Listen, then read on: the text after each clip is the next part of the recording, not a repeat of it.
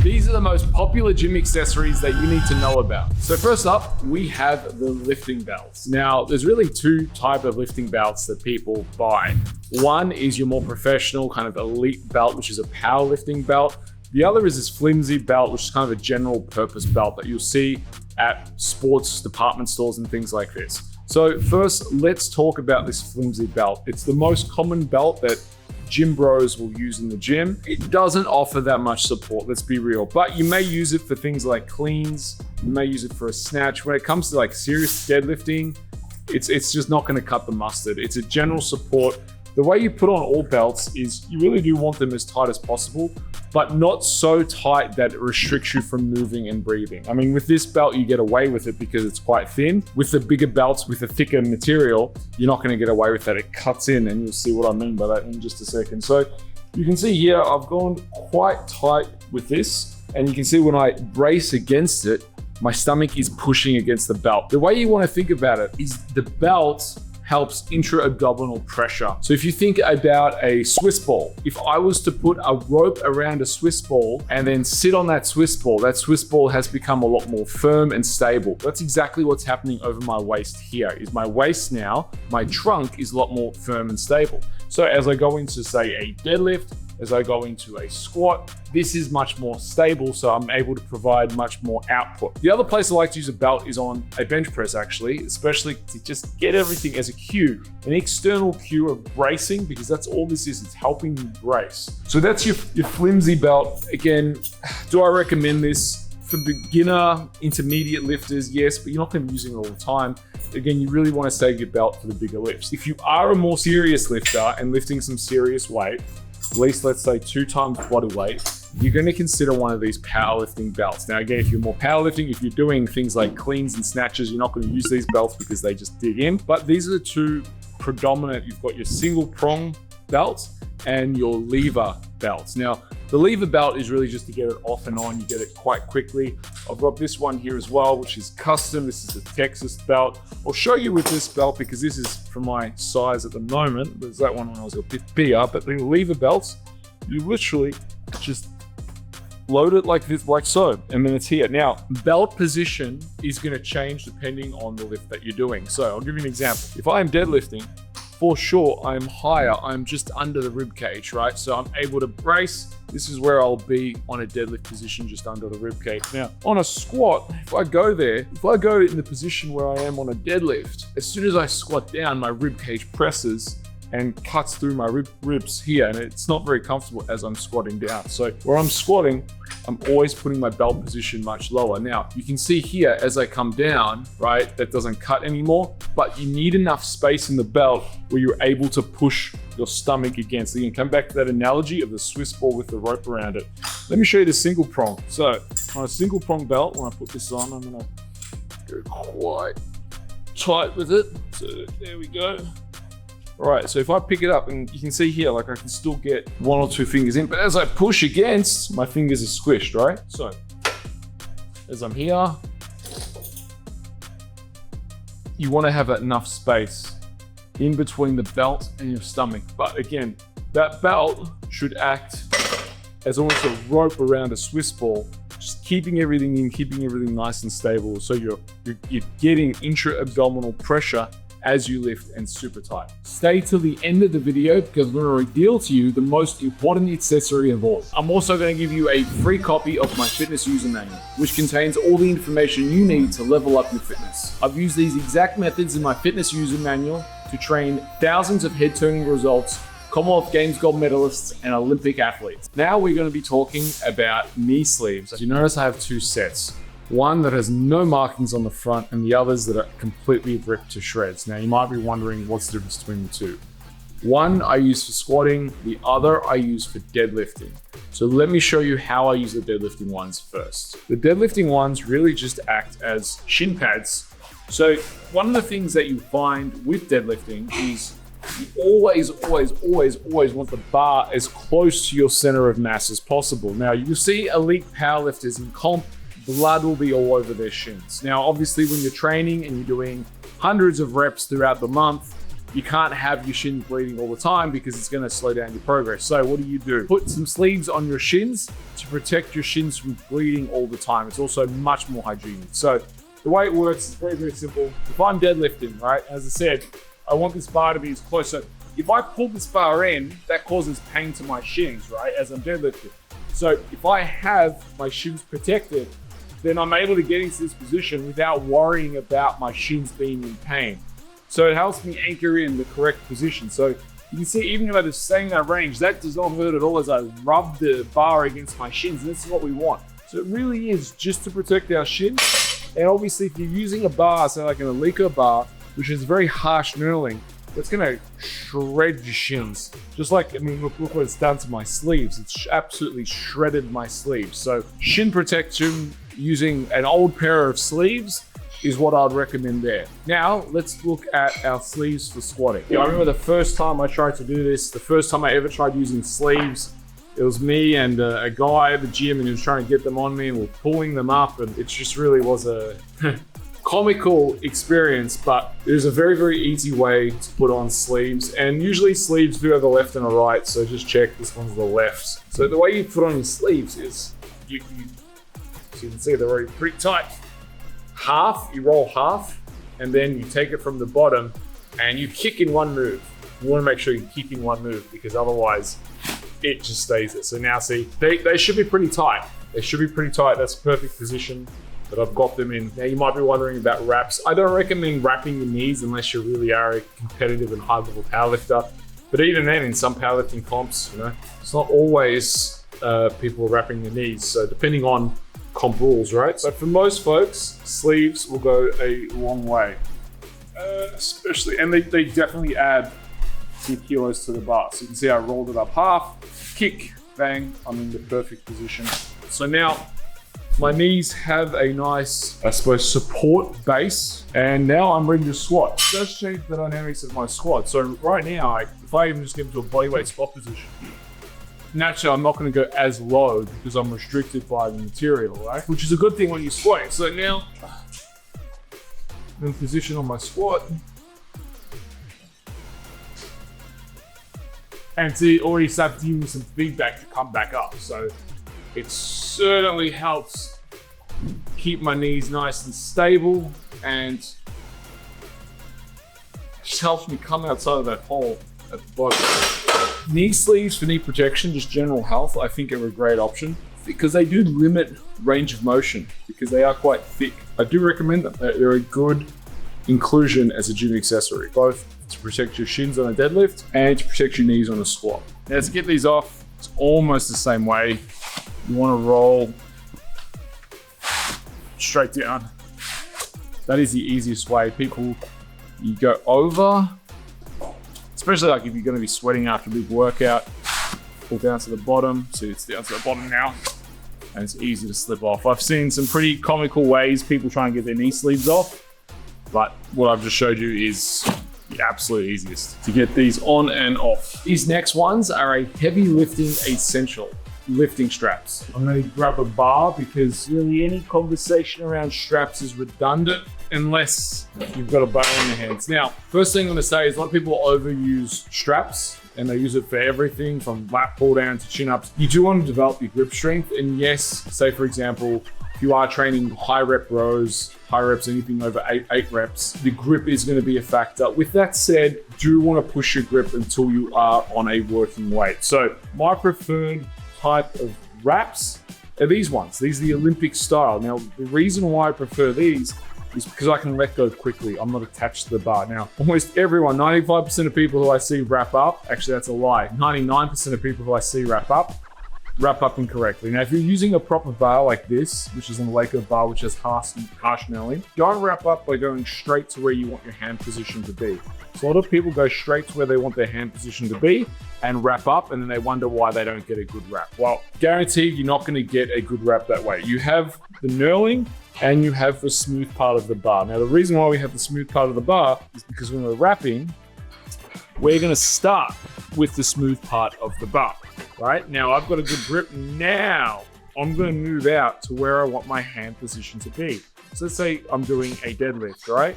Now my hands are in position. This is where I want to be. Now I can pick up and hit my deadlift. That's how we wrap up. We don't go to where we want our hands. For deadlifting, I again much prefer these because I can drop quickly and I'm not attached to the bar. The other thing is limited material, there's less material. The other option is you use these, which are gonna really trap you into the bar. Now, I don't particularly like these. If I am gonna use this style, I'm gonna use a leather style. So if you are gonna use this style of lifting strap, you always wanna make sure the tongue is out facing the wrist like so. So on this one, again, I see people do this type of thing and they try and get as much material in their hand as possible and they wrap again. It's garbage way to do it. Or they start at the way and they wonder why they can't wrap. Start at the knurling, wrap once. You don't need to wrap multiple times. Then move your hands out to where they want to be. So again, if I'm doing an RDL, whatever it is, now I'm in position and now this is going to give me plenty of support in this position. Again, I don't like this. One wrap, I can let it go pretty quickly. But if I was to wrap this twice, I can't let the bar go. You want to be able to have the ability to let the bar go. So that's how you use your wraps. And I know for a lot of people, simply wrapping up this silver part will be game changer. Again, my preferred. I hate the figure eights. That's why I don't have them demonstrated in this video. The figure eights are a different style of wrap again. I'd never use these. Always this style or a leather version of a single thread style. So generally, when it comes to straps, when to use them or not to use them, you want to develop a very strong grip strength. So you don't want to develop a reliance on using these. Now, I see people on the lat pull down, using them on chin-ups and everything. I think that's completely a mistake. Coming to rows and heavy rows, I definitely use this because the bar does grip out of your hands. On heavy deadlifts and rep work on your deadlifts, I would use them, but I really just save these for my top sets. If it's not a working set, I don't use them because I want to develop grip strength, and grip strength is a key marker to overall strength. It also, funnily enough, is a key marker to longevity. So I wouldn't rely on these, but I definitely would use these on my top sets of rowing and deadlifting. When to use straps can be a little bit controversial in the sense that I don't want to be using straps all the time. I don't want to develop a reliance. When it comes to heavy rows, heavy deadlifts, I will use and coach people to use lifting straps. Usually the work needs to be an exertion of an 8 out of 10 or above. So it either may be a really heavy, hard working set for 2, 3, or 4 reps, or they're doing rep work, let's say 6 reps and above, especially say on a stiff-legged deadlift or a deadlift. When you start doing rep work, your grip is going to give, but again, that rep work has to be, the exertion has to be 8 or above. You may have seen a lot of gym bros use this next one, and that is wrist wraps. So now I've got 3 different pairs of wrist wraps in my hand. You may be thinking, what the hell? Well, these thick ones are exclusively for bench press. These red ones are kind of a multi-purpose, and these ones are for your weightlifting style of movements where the wrist needs to flex a little bit. So the one I'm going to show you is for a front squat. This is the type of wrap that I use for a front squat. Well, number one, there's a lot less material, and this material is a lot more stretchy. So a lot of people, when they wrap up, what they try and do is they put their string in their thumb and they start wrapping up, and you can see the wrap starts really, really low, which doesn't support the wrist at all. So what I teach people to do when they wrap is they grab the string instead of putting it through their thumb. And once they grab it, then they start wrapping. So yeah, that immediately is covering my wrists. These wraps are specifically good for front squats. They're good for snatches, cleans, anything where the wrist is going to need to flex a little. Not as good for your pressing. So on a press, whether it be a shoulder press, a bench press, dumbbell press, I don't want the wrists to move at all. On a front squat, the wrists are going to move. They have to move, right? On a clean, the wrists have to move. But I tell you what, this makes a huge difference to my front squatting when I'm able to have a bit of support. So I'll just demonstrate the front rack position on the front squat. Not completely warmed up, but see how I'm obviously bending the wrists, right? So I need that flex in my wrist, but I also want some support. And that's where these type of wraps come in. So if you are going to be front squatting and bench pressing, then I'd highly recommend you have 2 different wraps. One for your front squatting, one for your bench pressing. Again, the bench pressing ones should be very, very stiff. The front squatting ones should have that flex.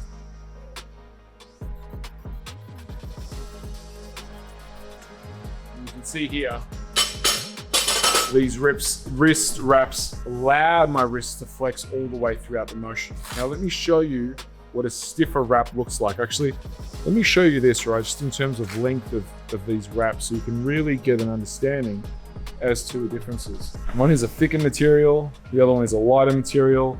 You can also see lengthwise these are a little shorter as well, but this again is much thicker, this one's thinner. Now, if you look at these ones, which are your elite of the elite, you can see how long these ones are, right? So, because I haven't used these ones very much, because I save these ones, they're like super heavy, 1 rep, 2 rep, 3 rep, that's when these ones come out. The rest of the time, I'm using the red ones. Front squats, very, very heavy pressing work. It has to be heavy for me to pull out the Harris support systems. It has to be very heavy, it has to be close to a max. I'm gonna wrap up this wrist with the Harris. I'm gonna wrap up the other wrist. And these are wow, these are thick and it's a lot of material. I don't want to keep these on for too long because it is going to cut circulation. Now, imagine me going for a front squat. I'll even do it for shits and giggles. So my wrists aren't going to move in this position.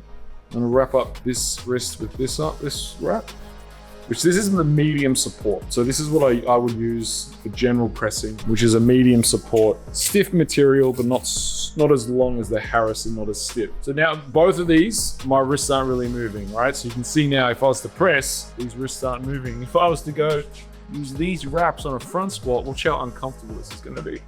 It's not good. So this one you can see particularly because this is even harder, right? I'm gonna exaggerate, I'm forward. But really, that doesn't feel nice in my shoulder at all because the wrist isn't able to flex. I'm not even gonna squat on that. So immediately I feel, because that wrist is not moving, I feel all the load on that shoulder. So this is where you wanna make sure you have the right support systems. Again, on a press, on an overhead, this is money, these are gold. On a front squat, a clean, a snatch, this is going to be way, way too much where you need that wrist to move with the shoulder. So the question is when to start using wrist wraps. Well, I'm gonna give you a bit of a different answer. It's one, we want to make sure our lifts are technically correct, right? I don't want people using support systems until the lift is technically correct. If you're not able to perform it with precision, then you haven't earned the right to really start adding load to the bar. The second thing is when it gets heavy. Now, what does that even mean? Because heavy obviously is an individual term, it's a relevant term. So say your technique is on point, heavy, 8 out of 10. I always shoot for an 8 out of 10. If it's 7 and below, I'm not gonna use them. Again, if we're doing high rep work, I'll use them.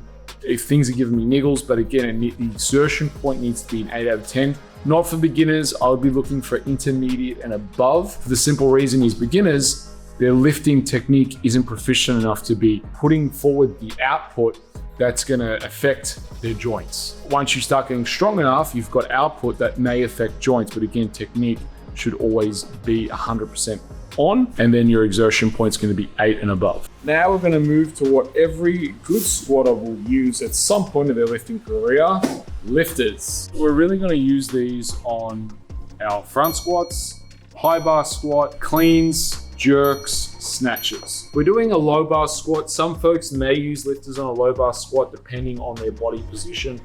But what does a lifter do? Well, a good lifter is gonna raise your heel. And when we raise our heel, one of the constraints for most people in a squat is knee flexion. And you might be, what the hell's knee flexion, Mark? It's the ability for your knee to come over your toe. So your ankles are often a constraint to bringing your knee over your toe. So if you're not able to bring your knee all the way over your toe, if we raise your heels, which is what lifters do, it allows our shin to travel nicely and safely over our toe. And it also shifts our center of mass forward. And what that does, it puts our body into a position where our butt no longer winks, so to speak. So I've got good mobility, so you may not see this on me, but on a flat position, you will see change, right? And that's what we want to see. So in a flat position, I'm able to achieve a full body weight squat.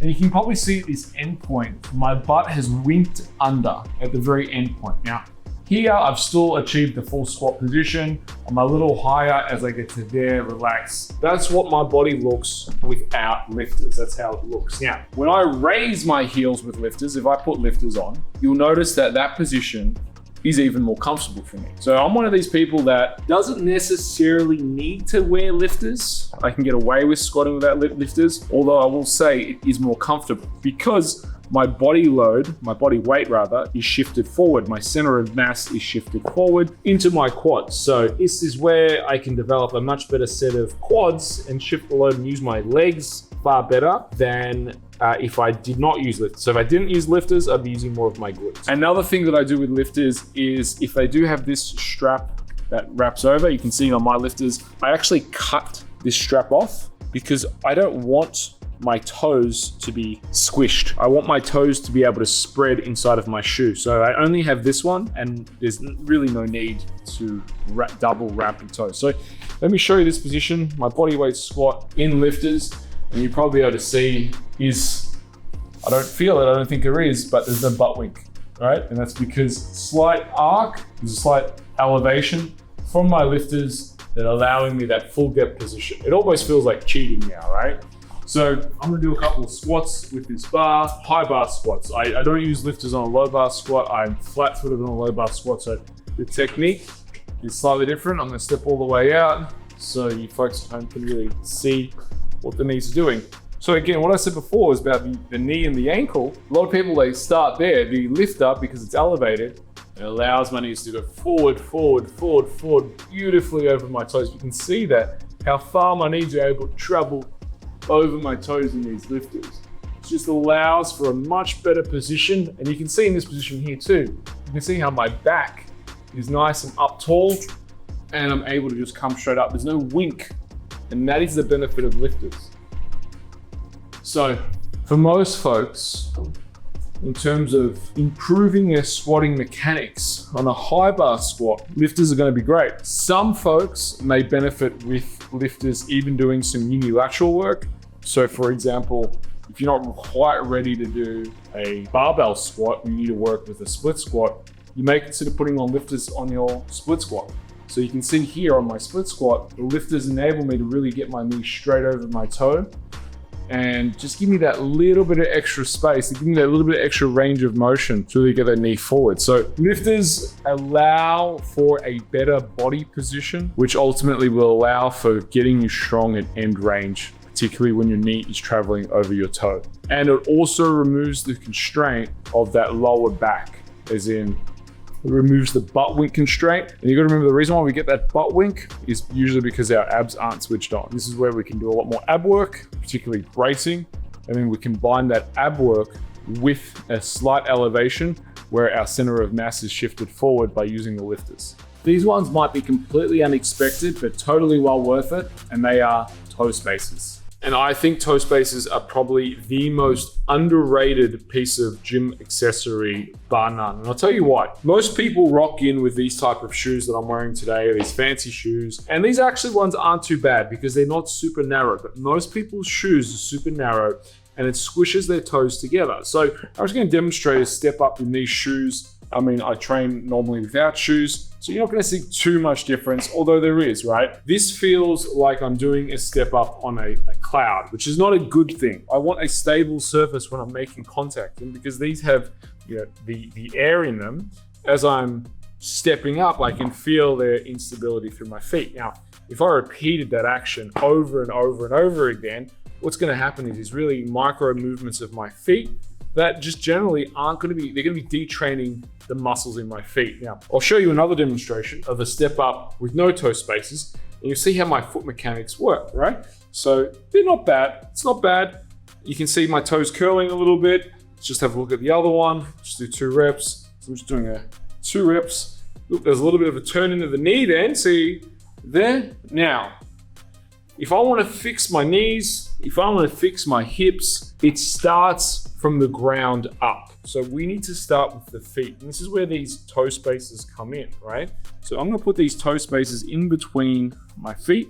Now, a little fact that people don't know about feet is that your foot has 2 arcs. People only ever really think about the first arc of their foot, which is, you know, are they pronated or are they supinated in? Are they rolling? And that's how they roll their ankle. That's the first arc. But the second arc of our foot is between the 5th metatarsal and the 1st metatarsal. So it's between our big toe and our little toe. We have another arc. So we want to think of this of creating two arcs on the floor.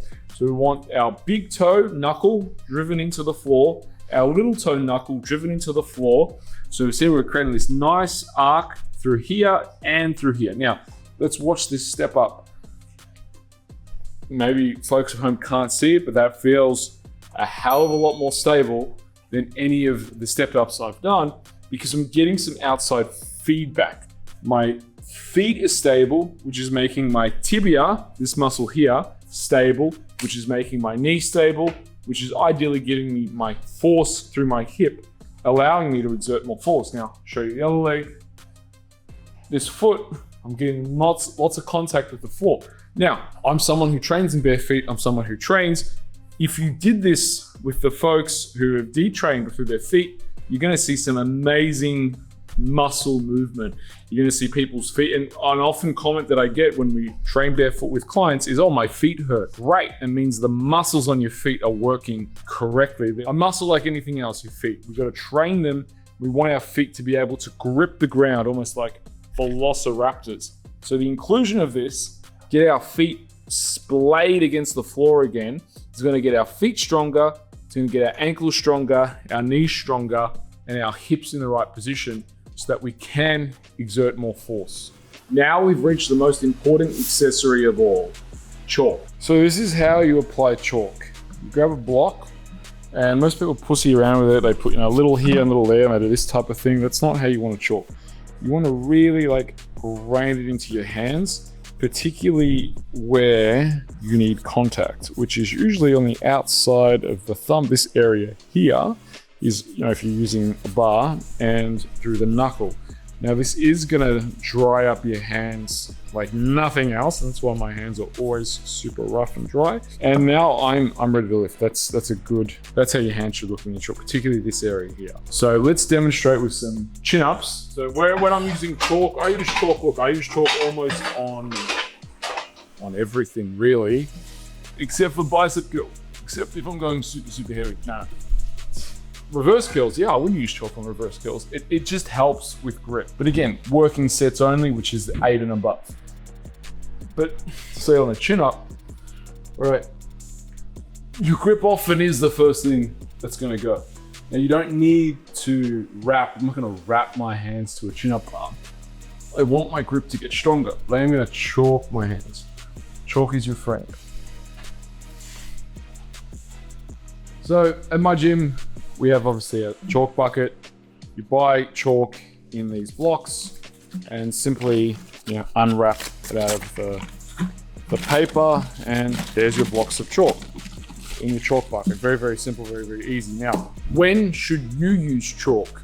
Really, when you're lifting an 8 and above exertion. So if you're warming up and just kind of dicking around and that kind of stuff, you don't need it. But when you notice that your grip is the constraint and you really start to get into what I would call a working set, that's where you really have to go, okay, now my body I'm pushing for this. That's when you want to start using chalk. You don't want to have, again, like straps, we don't want there to just be an over-reliance. So, on the lat pull down, if we're just warming up and doing a couple of reps here and there and just getting everything nice, we're not coming to the bucket and using chalk and mounts of chalk all the time. I wouldn't really even use chalk on a lat pull down. But as we get to our heavier, say, chin-ups, our working set, our 8 and above exertion, that's when we're going to use chalk. Now, 8 and above exertion doesn't just mean load.